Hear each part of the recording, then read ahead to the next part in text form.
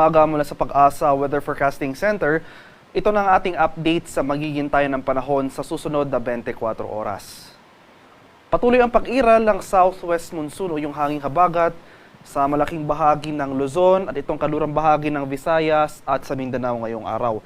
Kaya asahan natin itong maulap na kalangitan at mataas sa tsansa ng mga kalat-kalat na pag-ulan, pagkulog at pagkilat sa western section of Luzon. So sa mga areas ng Ilocos Region, Zambales, Bataan, Occidental Mindoro at Palawan, asahan natin ang mga pag-ulan o yung mga tuloy-tuloy na pag-ulan ngayong araw sa mga nabanggit na lugar. Kaya sa mga areas na ito, maging handa tayo sa mga banta ng pagbaha at pagguho ng lupa kung tuloy-tuloy ang pag-ulan na ating mararanasan.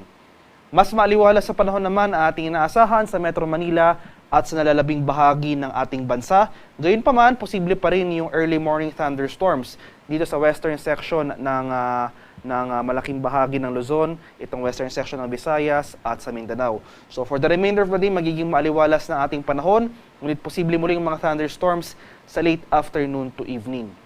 Over the weekend hanggang early next week, asahan natin na magpapatuloy itong mataas sa tsansa ng mga kaulapan at mga kalat-kalat na pag-ulan sa kanlurang bahagi ng Luzon. Samantala, improving weather conditions na ating inaasahan starting sa kalagitnaan ng next week dito sa areas ng Palawan at Occidental Mindoro.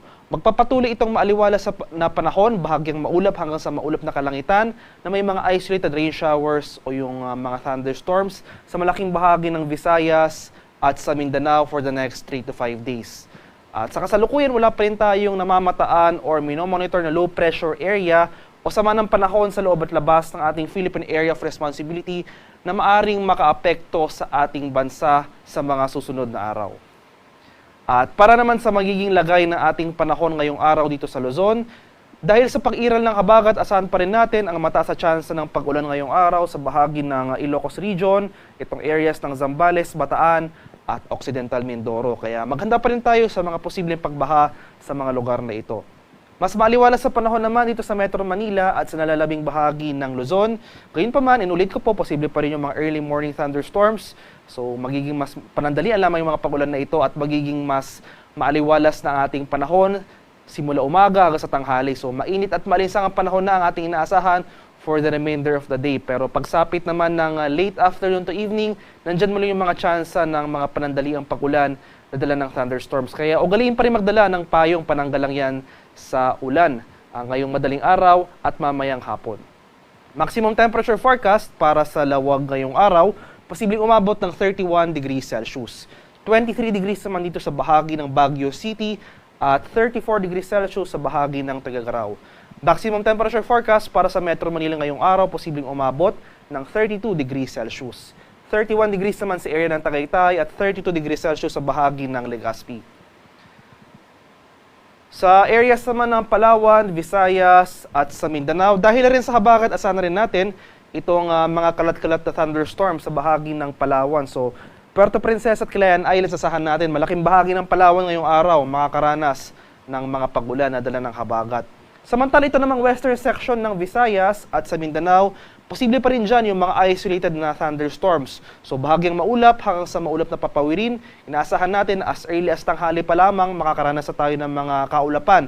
Posible bumagsak yung mga panandaliang pag-ulan na dala ng mga thunderstorm clouds na ito pagsapit ng late afternoon to evening. So sa mga areas ng Western Visayas, itong Negros Islands, Zamboanga Peninsula, Barma at Soxarajan, asahan natin mamayang hapon ang mataas sa tsansa ng thunderstorm activity.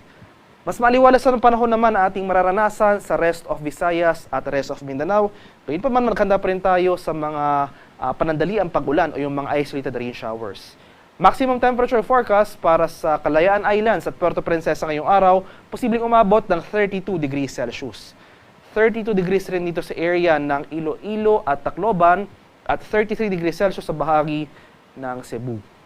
Maximum temperature forecast para sa Cagayan de Oro ngayong araw, posibleng umabot ng 32 degrees Celsius.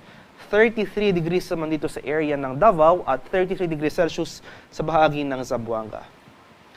At sa kalagayan ng ating karagatan, sa kasalukuyan, wala pa rin nakataas na gale warning sa anumang baybay na ating kapuluan at banayad hanggang sa katamtamang pag-alon na ating inaasahan sa malaking bahagi ng ating bansa.